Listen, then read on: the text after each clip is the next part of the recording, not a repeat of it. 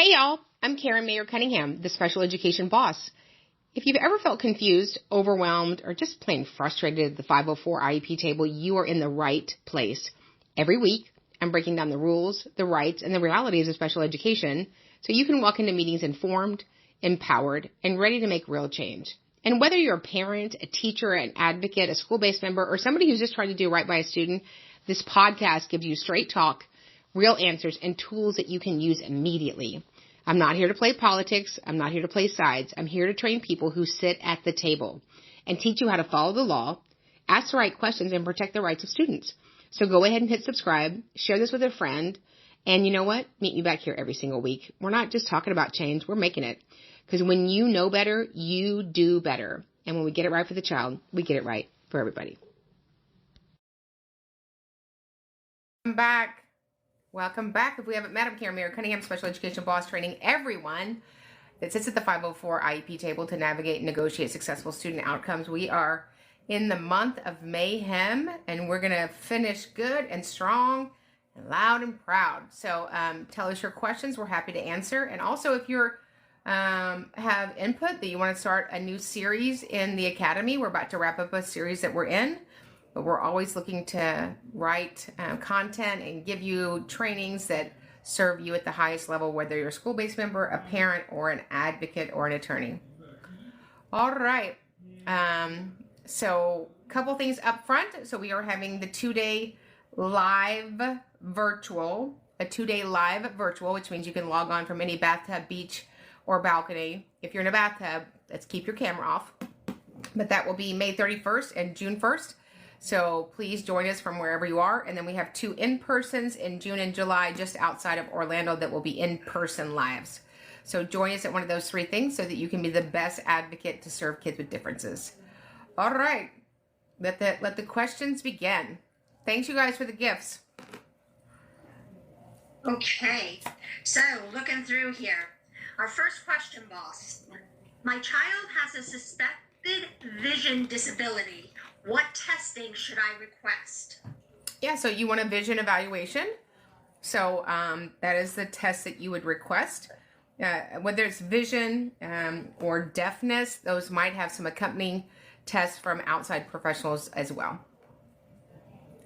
Okay, very good. We have had an email question that came in to us, and the parent wanted to know, the school has confirmed to her in writing that a paraprofessional is allowed to deliver specially designed instruction. But she heard you say that is not allowed.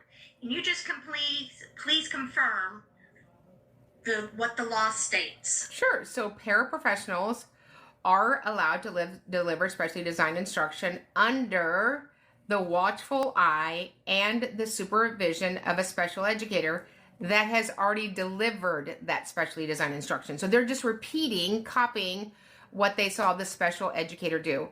What paraprofessionals cannot do is to be delivering all of the in-class support minutes, and then the student never receives instruction from a special educator, which we find a lot. Say it with me, a lot. And so it's an obligation of states, cities, and districts. It's never changed. And the reason that is on the special education services pages is because they're special education services. So don't get into the semantics that Karen said you couldn't use a para. I never said that. Never, never, never, never, never. The law is very clear about specially designed instruction. Here's how you know it's specially designed instruction. It's special and it's instruction. So I would say, who is the special educator that initially delivered that instruction? And then, of course, that's going to have to change over 36 instructional weeks. We're not meeting with them one time. And then that special educator has to work on implementing progress monitoring and measuring IEP goals. Okay, great answer. So we have a question from Christy. She would like to know, do needs have to match a goal? For example, the ELA teacher wants the goal to be student to slow down and read carefully. Is that a good comprehension goal? Well, that has something to do with comprehension. It has to do with, measuring and mitigating the rate at which you take in information. That can simply be an accommodation to remind student to slow down. So an IEP goal is an identified deficit that requires them to be taught a skill. So remember, in special education, we're just doing one thing. We're teaching a child strategies and skills to self-manage their disability. And so that identified area of need is going to address a skill, whether it's academic, emotional, behavior, communicative, functional, sensory, those sorts of things. And you have to be able to measure it inside of an instructional day. Okay. We have Katie here who's asking, and it's a continued question, but I can't find part one, but I think we can figure it out. If it goes to an impartial hearing, does the family need a lawyer, or is an advocate qualified to support them? That's a really good question. So I'm allowed to represent families in Texas and in Florida. So not only would an advocate be allowed to file from them, what you have to remember is that it's all contingent on the hearing officer granting it. So if you're an advocate, you can be almost certain that the school-based attorney is going to disagree with you representing the family, which is sort of odd to me. But there are advocates who have enough competency and years doing this that they understand the requirements that exist inside of a courtroom, and how to represent a family through an administrative hearing. It's an administrative hearing. The rules of exhibits, the rules of, direct line of questioning, cross-examination, writing a brief, closing remarks in that brief, those sorts of pieces. Okay. My daughter's IEP doesn't have autism on it, but she met the criteria for autism. What do I do? Get it on there. Get it on there. So, we have schools all the time tell us that in our state, you can only have one eligibility. And you know what I say that? Silly rabbit. Don't be silly. So we capture all of their federal eligibilities. And then we additionally capture if there's any medical diagnosis or disorders that have been identified, because the totality of those conditions really impact a student's ability to access the curriculum. Okay. Cynthia is asking, I'm getting emails from companies wanting to hire me for my special ed knowledge to help parents. Is this legit? I get emails every day. I got an email the other day asking if I would like to do a paid collaboration with somebody for hair extensions, at which my hairdresser said no. There's a lot of IEP platforms popping up online that they're going to help you. And I saw one the other day that you could get 5 IEP meetings and 2 consultations. Are you ready? For $3.99. Oh. So bottom line is you're going to find somebody to represent your child for their educational outcomes. I would find somebody that does it for a living, that has experience, that does it for a living, not something they do on the side. And while there are a lot of nice people that come along to help parents in IEP meetings, that's not necessarily an advocate. So for me, if you're an advocate, you understand the federal law, the ins and outs of IDEA, Part A, B, C, and D. You understand state statutes. You understand the components of the 6 dispute resolution options, all of those things. And you're a phenomenal communicator with groups of people that maybe don't want to meet with you. And so if that's who you are and it's in the special ed realm, then I would certainly consider hiring them. I would also ask them if they had references. How many other families have you helped? And if they said, this is my 3rd IEP meeting this year. Of all the things that I want to get a deal on, my students' education, not one of them. Okay. Can a general education teacher or para scribe for a child with an IEP? Scribing is an accommodation. Anybody at the school could deliver the accommodation. So, yep. Okay. And I just had my scroll go down. All right. There's nothing worse than your scroll going down, is there? Tell me about it. It's very rude, inconvenient. At what point does the safety of others trump the ESE students' participation in general education? So, this whole safety issue, so nobody should be harmed. Nobody should be inhibited from receiving an education. So are there children at school that are general ed students, with 504 students and IEPs that have behaviors that deserve a response? Absolutely. But nobody's educational access trumps somebody else's. So certainly we are not on board with students who have acute behaviors, not having a correct response for that. And that ends up being a staffing issue, which of course then ends up being a safety issue. But all of those outcomes have a root and a reason. So we need to make sure that we are providing the appropriate setting for those students based upon the acuity of their behavior needs. Dominic is asking, is phonological awareness the best treatment for dyslexia? So phonological awareness is a component that you need to read well, right? So is decoding, so is fluency, so is basic reading, so is comprehension. So there's so many components that make a good and better a reader that has deficits. So, dyslexia comes on a continuum, right? I have kids that were dyslexic. They were so dyslexic. And then I have kiddos that have dyslexia, but they're not as impacted as other students. So we need to look at the acuity of the dyslexia. Are there comorbidities? Are there other SLDs? There's 9 SLDs total, which include but not limited to dyslexia, basic reading, reading fluency, reading comprehension, written expression, math calculations, math problem solving, oral expression, and listening comprehension. I just had a student, literally, I just finished reading his evaluation from a school district that's currently irritating me. But I asked for the evaluation to include oral expression and listening comprehension. And guess what? He has 3 SLDs. But last year, they just said he had autism. So if you don't test it correctly, you're not going to identify them. So we need to make sure what we're looking at, and then we don't lock ourselves into something that is not the whole need. Okay. A student with an IEP in the general ed classroom has unsafe behaviors, including physical aggression. What are the next actions staff should take? They should call the principal, and the principal will come down and address it immediately. The principal will address all students on their campus. That's their obligation. And then if that doesn't happen, I would call Child Protective Services, because that child that's unregulated is not protected either, right? So we need to step in and do what's appropriate. We have a question here that says, can you please explain an IEE? Sure. An IEE is an independent educational evaluation when you have disagreed with the district, county, or city's evaluation components, parts, summary, total. You would request an IEE at the expense of the district and would assume that the district will grant it. If they do not grant it, they will take you to due process, and then they will have the burden at the administrative hearing to the hearing officer of why, in fact, their evaluation was satisfied the requirements of the statute. Okay. I'm not sure if we'll have enough information on this one, but we'll give it a go.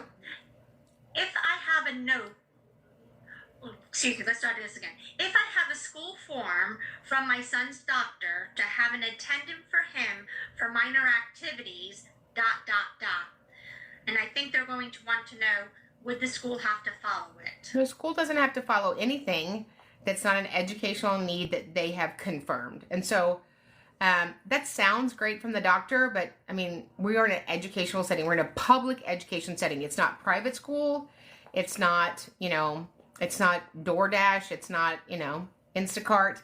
It is what the student needs to be successful in a public school. So I would first tease out, why is it that we need an aid with more specificity around those areas, and see what the outcomes are with the child at school, and see how we can serve him in that area. Is there a timeline for when IHT services need to be completed? IHT? Yeah. In-home therapies, individual health care team. I'm not really sure what IHT means for you. Okay. It's probably Thomas will come back. Yeah, it's probably in-home training. So if it's in-home training, that's a related service under IDEA. Those are time constrained in the IEP with goals and the schedule of services page. Okay. Mm-hmm. Do you have to document 504 accommodations like you do special education accommodations? You do if you have somebody file a federal complaint with the U.S. Department of Education Office of Civil Rights. That's the first thing that they're going to ask for is your documentation. And you would need to be documenting them anyway, to see their efficacy, right? If we don't need them, then we remove them. If we need something different, we add them. And the only way you would know that when you go back to the meeting is you've been documenting them. Okay. What is happening at the end of the month, boss? Oh, the month will be over. So we are having a 2-day live virtual, and I don't think we've done one in almost a year.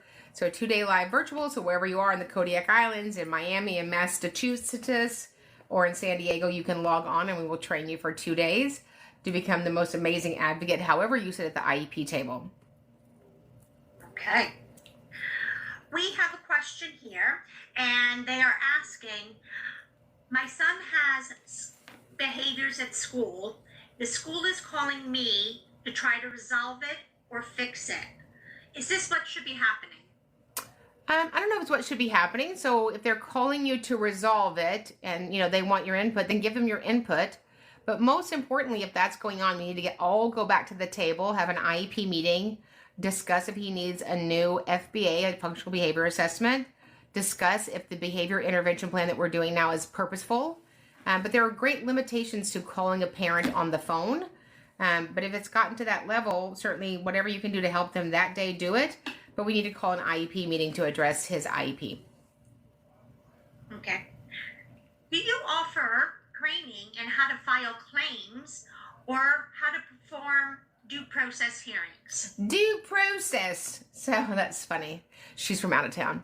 So we have 2 trainings on our website that you can get at any time. One is how to file a state complaint. One is how to file a federal complaint with U.S. Department of Education Office of Civil Rights. That's one of our most popular ones. It's 5.5 hours long. It's a great training. Obviously, we don't give a training in how to file due process.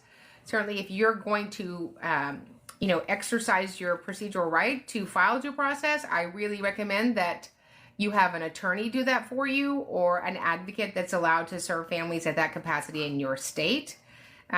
You will be going against a school district attorney or team of school district attorneys that know what they're doing. So it's quite an investment emotionally, financially, and by time. So I would certainly find somebody that does that for a living. Okay. The school wants to adjust this attendance that my son will attend school based on his behavior. Can I refuse this? Well, that's not a thing. We don't adjust a child's instructional day because they have behaviors. We address them. We don't adjust his instructional day. Okay. Why is a charter school not the best place for a student with an IEP? Oh, well, how much time do you have? It's just not, right? Charter schools, no matter what anybody says, they are schools of choice. You have chosen to take your child out of your zoned school or your program school at your district, which is your choice. They don't have staff to serve kids with disabilities. And I have, in 28 years, I have never, say it with me, never had anybody be successful taking their child out of a public school with a disability and putting them in a private school. Your situation might be different, but I've never had it. Okay. He has an IEP. Nope, we did that one. An MVLD diagnose, but it's notable as neurological, but it's not listed as neurological by the department. I don't understand what that means, so we'll cancel that. Okay, kind of pedantic, but how do we know when I feel red has been updated and or added? Federal regulations have been updated or added. So the federal regulations haven't changed since 2004, so you're good. You are good. So here's what you need to know. There's 2 books you need to have, for sure. Well, I mean, there's probably other books that you need to have. So these books you need to have. You can get these on our link. They have little tabs. Don't we love a little tab? So this is the DSM-5 criteria, the world's heaviest book. It's in the link above. You can get it on our bookshelf, or you can go to specialeducationacademy.com. It's in our bookshelf. You need this book to be an amazing advocate. The federal regulations were at the reenactment in 2004. Are we due for updated regulations? Say it with me. We are, but they are the same as they were in 2004, so you can get this. This is IDEA, which of course you could just skim through and memorize it. So this is Code of Federal Regulations, Title 34. volume 2 of 4. So this is part B of IDEA 300 to 399. I had somebody on a website that I was looking at. I don't usually look at other people's websites, but I just wanted to peek over the fence. And somebody said, don't get an advocate, just get a general understanding of the regulations. I'm sorry, what? Wouldn't that be like the guy working on your brakes? You don't really have to be good at doing brakes. You just have to have a general understanding of how they work. This is your child's educational success. I wouldn't find somebody that has there's nothing general about understanding this. So if somebody said they have a general understanding, I would generally say, peace out, call me. You want somebody that knows what this means and what it means for your child. I just got off the phone with a man that was almost in tears. He was like, I cannot believe how it's changed since we brought on you. And it's not me, it's any good advocate. There's lots of good advocates out there. It's somebody that this is their specialty, right? And I love school districts. 20% of my clients are school-based employees, but they don't train their staff members in special education law. They don't. And I know all of you are going to go, I took a class when I was in college. You did take a class in college, but what happens day in and day out and what really happens in an IEB meeting is very different. Where can you get my hands on these books? These books are at specialeducationacademy.com, specialeducationacademy.com, or if you're on one of our platforms, if you just go into the link above, it is in our bio. Right. When is it appropriate to remove a child from the general setting? When they're not successful? How was that for an answer? Short and sweet. Very concise. Can a school deny a child an IEP? A school cannot deny a child testing. A school can do testing and say that they found that they weren't in need of an IEP. So I don't know if that's denying them an IEP, but there's obviously a process that you go through. It's very rare that I represent a family that after testing that a child isn't in fact in need of an IEP, but myself and my team members are very good at teasing that out ahead of time. We had a lady call one of our partners recently, and she said her 3-year-old needs to go to early childhood special education. She talks all the time. She's really busy. Sometimes she doesn't pay attention. And I said, good news, love. She's not going to qualify. Why? Well, because she would at minimum have to have a profound speech impairment. And so she doesn't, right? And so we're looking to serve families that have suspected disabilities who may be in need of special education related services. And so when a good advocate prepares you for that, you've sort of mitigated any problematic outcomes from the beginning. Okay. Katie in Virginia is asking a question. She says, does the school have to test if the parents request it? They don't. I wish they did. So we're going to be in Washington, D.C. the 14th, 15th, and 16th of July. We're probably going to have a meet and greet. Would you guys like that? Would y'all like a meet and greet? Of course you would. So we'll schedule that. So we're going to meet with legislators. There'll be 5 of us from our team to get some things done. Oh, look. Would love to see you in DMV. What is DMV? Is that drivers? Yes. Yes. So we're going to be the Angelique. I know Angelique would come. So we're going to go live there. We're going to have, we want to serve you all at the highest level. We're excited that education is being talked about now at the federal level. We want the ability to go before Congress and, contend with them to fully fund IDEA. So, so that will be July 14th, 15th, and 16th. The great Stephanie will take care of all of that. All next week, I will be in Washington, D.C. as well, meeting for 4 days with leadership as well. So that's going to be something that I'm going to be doing going forward, because I don't know if you guys know this, but I got a big mouth and I'm going to run it. So if you know anybody that you could get me in to see, please email me, because we will be there for 4 days next week. DC, Maryland, Virginia. Got it. And we're happy to take an Uber because Stephanie's young and she gets in cars with people. But we'll do any of the surrounding states. But we want to have your voice heard at the federal level. And the time is now. Oh, look at that. We'll be in Washington, D.C. Look at that. Isn't that exciting? So if you know somebody that we could meet with and you have a connection, please, reach out to us at advocate@specialeducationacademy.com.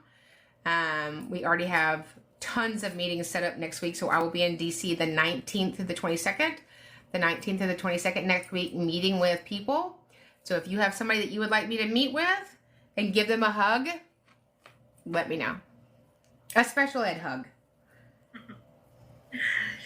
When is our next virtual 2-day training, boss? It is May 31st and June 1st. And we haven't had one in literally a year. It'll be a live virtual 2-day. And for anybody that's taking the live virtual 2-day, say it with me. This bleach blonde bimbo can actually change your life. I won't tell you who said that because that really hurts my feelings. It's not bleach. It's color. The bimbo, that's fine. And I love, I have to say, I love a good alliteration. So I'm here for it. B3. Yeah. Oh, thank you, and thank you, Angelique. Listen, I want you to have an opinion about me. It'll get you in the game. Okay. Jenny is asking, her child didn't qualify for SPED after testing came back average and due to lack of education. What can I do? You can ask for an IEE, independent educational evaluation, at the expense of the district. Somebody just asked, do we get a recording of the 2-day live to rewatch? You get it to watch for perpetuity. You can just listen to my voice over and over and over again. Yep. You get a copy of the recording after the 2-day training.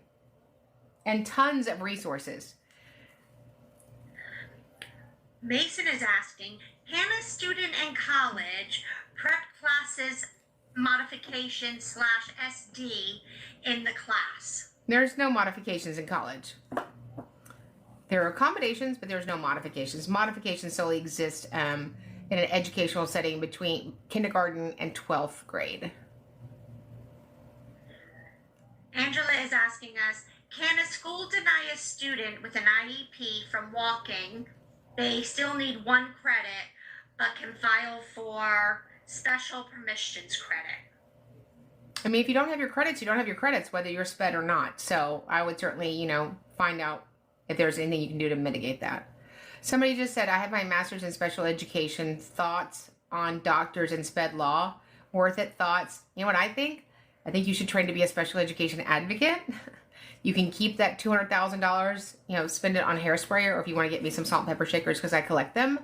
But we have a desperate need for advocates in the nation. We have a desperate need. Our team is together. We're 7 full-time partners and we can't keep up with it and never will be able to. The need for parents is endless. But I mean, who doesn't love a good doctorate? I'll never have one, but that would be my opinion. The district wants to remove my child's IEP to a 504. What can they do to stop it? Well, first of all, we make decisions based on data.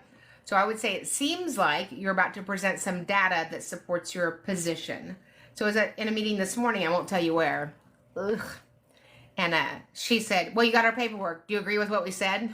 That was her opening line. She was the executive director. I said, well, let's look at your paperwork. And we went through it. The student was at this range in August of 2024. The student is still at that reading range. So I wouldn't agree with your recommendation. Okay, well, then we're going to go with what we said. So I think it's very important that you understand your rights when you go into meetings and you don't let people run over you. So have you ever been run over in an IEP meeting? If you're telling the truth and you have data, you don't have to rush and manipulate people. Yes, you can still register for a 2-day training. It's not allowing me from the website. Can you go look at that, Stephanie, real quick for me? It should be up on specialeducationacademy.com.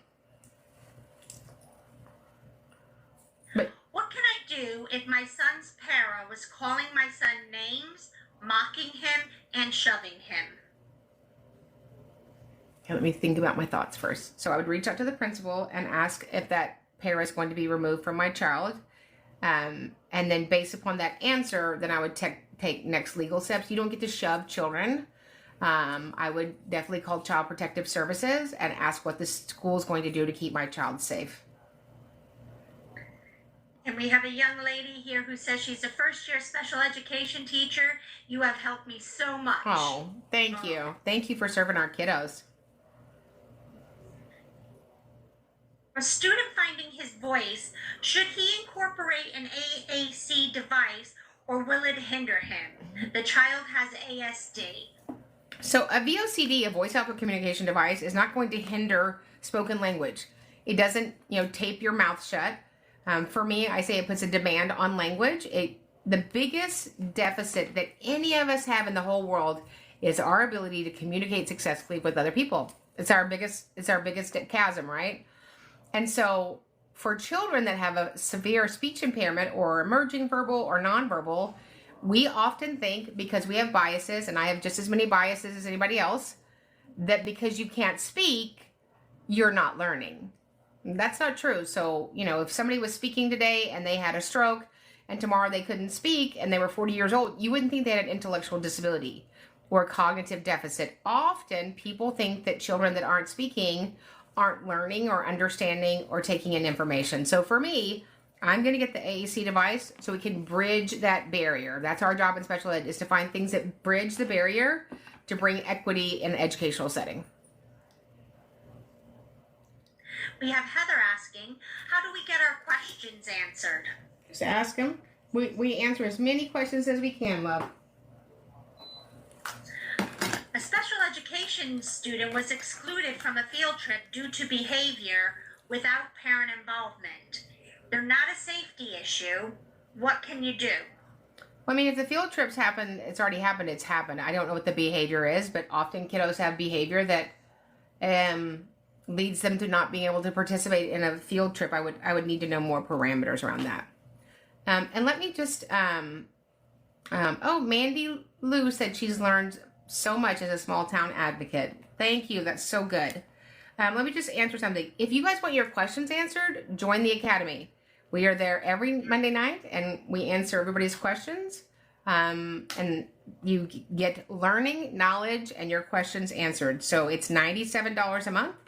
We have 4 1-hour live training, and we have hundreds and hundreds and hundreds of archived hours that we trained in series for the last 4 years. So that's really where you want to be if you want all of your questions answered. How do we push for services for a student that is identified as not having any strengths so there won't be any IEPs? What? If you don't have any strengths, then you would have a lot of needs. So that makes zero sense. I want to answer this question. Britt, not Brittany, asked, what are your credentials? So my credentials are, I've been in this space for 28 years. I've represented families through years. This will be my 11th year of being able to represent families all the way through due process hearings. I represent them in state complaints, mediations, federal complaints with the U.S. Department of Education, Office of Civil Rights. I train school districts and national agencies. So those are my credentials. And I do about 500 IEP meetings every year. And I train thousands and thousands of people. As a lawyer, no, I'm not a lawyer, Brittany. Lawyers are very grown up. I am not a grown up. No, I am a non-attorney advocate that hearing officers allow for me to represent families all the way through due process. How to deal with a district that takes my kids from their friends during lunchtime? I don't know what takes my kids from their friends during lunchtime. I can assume what that means, but I would need more information around that. Okay. How long does the school have to do an FBA if their child already has a BIP? Well, if you need a new FBA, you need a new FBA. So those go under the parameters of testing. So that would be if they're already in special education, then you're under the parameters of a reevaluation of existing educational data. So depending on where you are in the United States, that's going to run between 30, 45, and 60 school days. But again, in the federal statutes, there's no language tied to time around an ongoing evaluation once a child is already in special education. Heather is really needing some help. How would she get an advocate? Oh, you would email advocate@specialeducationacademy.com. We have the best advocates, period. Absolutely. What is the need let's try this again. What is needed for STED intervention services like reading and math? Yes. What is needed?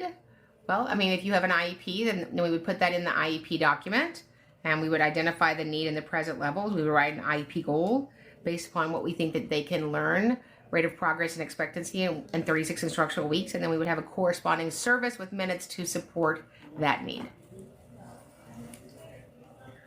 What is effective progress?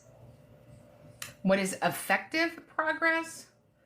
So we've identified what expected progress is. So we wrote an IEP goal. Let's say that in 36 instructional weeks that Rachel will,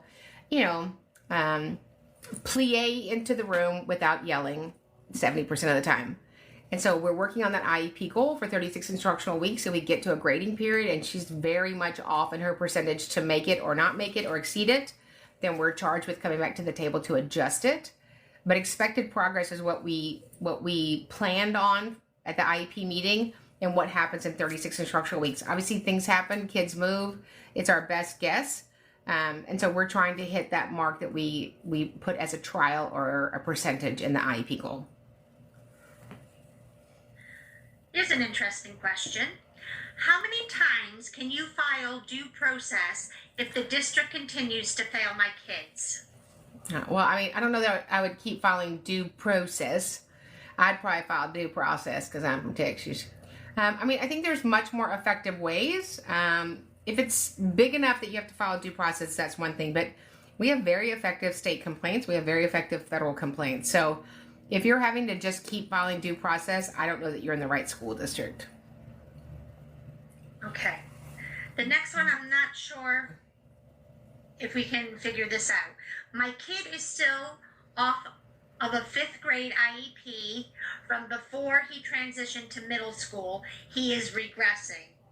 What do I do? I mean, are you saying that we're still working off an IEP from 5th grade? So if you're in 6th grade, you might be working on an IEP that you created in 5th grade. But you need to always be identifying the deficits, right? What are his present levels of academic achievement and functional performance? Make sure that we have solid data around those areas. And then what IEP goals do we need to write? And more importantly, what corresponding service, right? Corresponding service to implement that IEP goal so that we can properly measure and progress monitor it. Okay. A child is taking a Terra Nova test without intervention, without the intervention teacher. Is that a violation? I don't know what a Terra Nova test is. It sounds like something from Jurassic Park. Do you see that animal? It's a Terra Nova.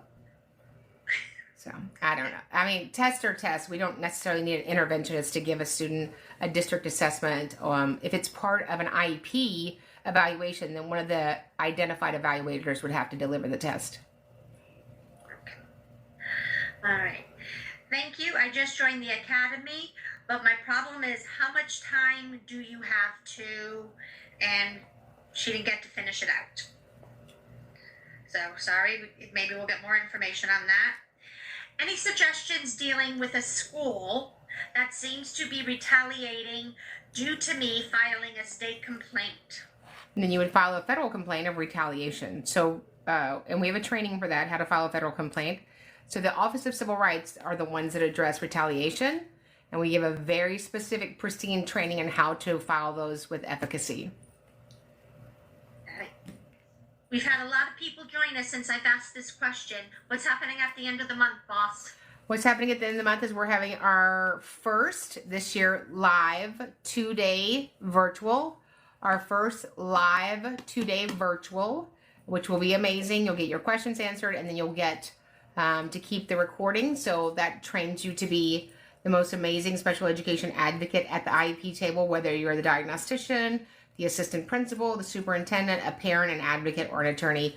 The training will change your life. And you can get all of that information at specialeducationacademy.com. So real quick, Stephanie, did you find the thing online? Is it live? Or The 2-day virtual.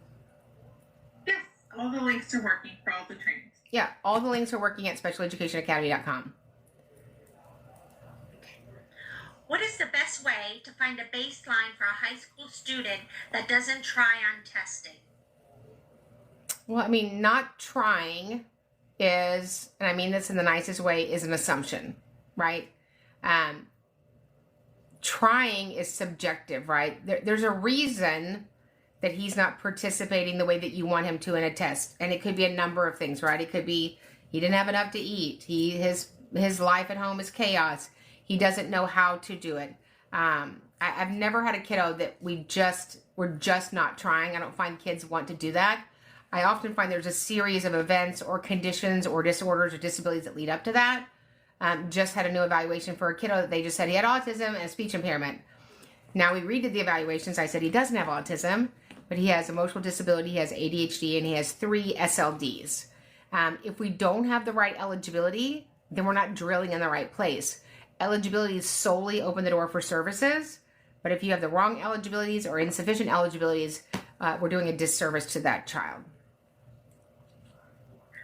What happens if the school district fails to do their evaluations after the 45-day period?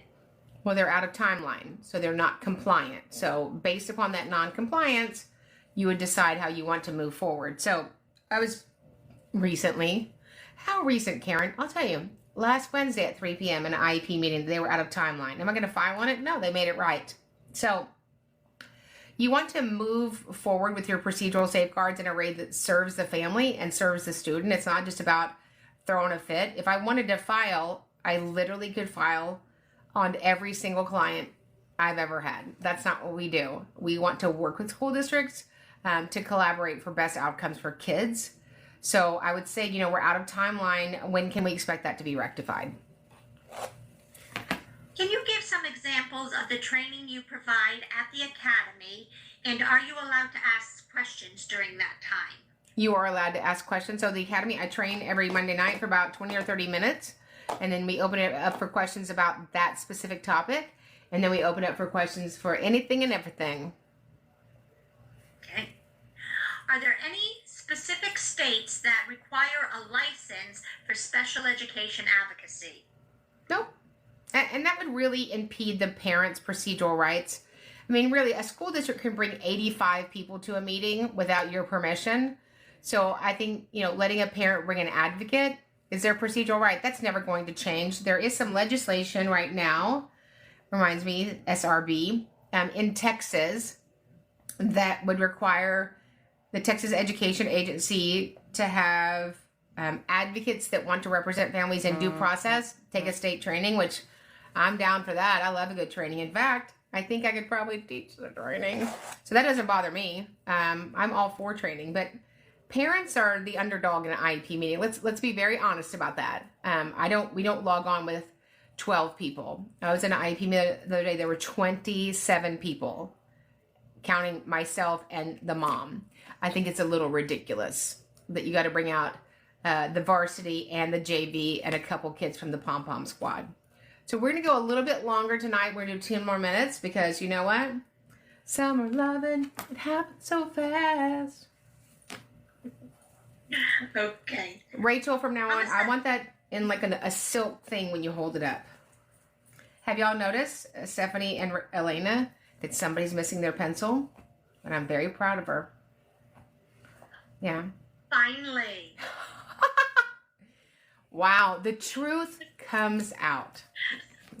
My pencil was gone a long time ago. Yeah, I was like, Elena, your pencil, you're out of here. Okay. Let me just answer this question. This keeps coming up. What's the recommendation if the compensatory time they offer doesn't work with my schedule? So, part of the thing for compensatory time is I have to make my student available. So, they have to, it has to be during the instructional day. And then somebody said, where's Miss Cindy? Miss Cindy is very busy helping people from coast to coast. Miss Barbara, she used to be here. Now she's out helping families all the time. So we have our friend Elena. She's just almost as good as Cindy. Not quite, but almost. But she is working on her process. Oh, and I was saying process in my mind the whole time, and it still came out processed. It's okay. Okay. It's the Queen's English. Yes, it is. How many special education? I'm a special education teacher now. What steps do I take to become an advocate? Come on down. You're the next contestant. Most of my advocates that I train and steal are amazing teachers, and I pluck them out of the school system. Oh, Barbara said, Elena, you're doing a good job. So we would love to train you to be a special education advocate and serve kids at the highest level from C to shining C. Yep. So join us with our 2-day intensive. We have it on demand. So if you can't make the live virtual, if you can't make the two that are live in person, then go ahead and just get the on demand. You'll have that recording as well. All right. What are my rights if my daughter was denied her accommodations on her EOC? Then, I mean, you can file a federal complaint. End of course is, it's, you look at the violation and then what would make that right. There's, believe me, again, like I said earlier, we could file on every client, on every IEP document that we get, again, to what end, right?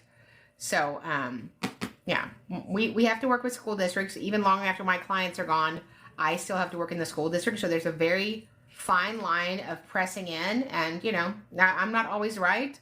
The school's not always wrong, and the school's not always wrong, and I'm not always right. Is that what I said? Yeah. Or vice versa, right? So the great thing about every IEP meeting is it's a pop quiz for all of us. We learn as we go. Texas diagnostician here. Love listening to your point of view on these things. We love diagnosticians. When I grow up, late at night, when I'm alone, I'm an imaginary diagnostician. I just think diagnosticians are so smoking hot. They are. They are so smoking hot. I had a diagnostician email me the other day correcting me. And that's what I love about a diagnostician. They will correct you. And she wants me to stop saying 7 G's and start saying 8 G's. And I thanked her for her information. But you get a sea of diagnosticians and they will argue if it's 7 or 8. So we do know it's long-term retrieval and long-term storage. We do know that. But thank you for the 7 or 8 G's. I like it, Picasso. What happens if people can't make the 2-day virtual course, boss? Well, you can always take it on. You can always take it on demand. You can take it on demand right now. It's always available. So on demand, virtually, or in the sand. Bum. I won't be in the sand. In person? So we have 2 in-persons in June, and my amazing person moved my paperwork, so we have them in June, and then we have them in July.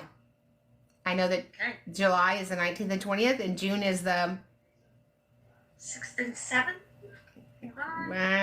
It's something. 7th and 8th of June. 7th and 8th, yes. So come on down. We will be just outside of Florida. I just got my thing from the UK. I got a package from Epcot, and inside of it was Winnie the Pooh, Piglet, Eeyore, and Tigger, all 4 sweatshirts. Made me very happy. Okay, our last question for the night. Can an absent clause exist as an accommodation that can be added to the IEP with a doctor's note? It's not an absence is not an accommodation. An accommodation is something I have to give you so you make gains on your IEP goals. You would have a robust IHP, individualized healthcare plan, that said that these needs may arise. I have a kiddo that I serve in New York, and he has profound seizures, and the medicine that he has to take when he has a seizure just wipes him out. He's not awake to go to school, and even if he got to school. So because of the acuity of his current seizures, we have every 6 months, we have an updated letter from the doctor that as long as mom calls in and says she had a seizure, we had to give him I don't know the name of the medicine, and he's out today, that's sufficient. Otherwise, we're making her go to the doctor all the time. So anyway, well, thanks, you guys. You were amazing. Remember, if you want to get all of your questions answered, you would join Special Education Academy, where we are live every Monday night, 8 p.m. Central. We teach in series to train you to be the most amazing advocate and serve kids at the highest level. Remember, join us. We have our podcast is now live, Special Education Boss. You can get it on all the 5,000 podcastian locationers. I don't know where they are, but you kids know where they are. So join us there. We have all of our trainings. We have the 2-day intensive. We have the 2-day intensive live virtual at the end of May. We have the on-demand at any time, and then we have the 2-day lives in June and July just outside of Orlando. And remember, we get it right for the child. We get it right for everybody. We'll see you guys in the next training.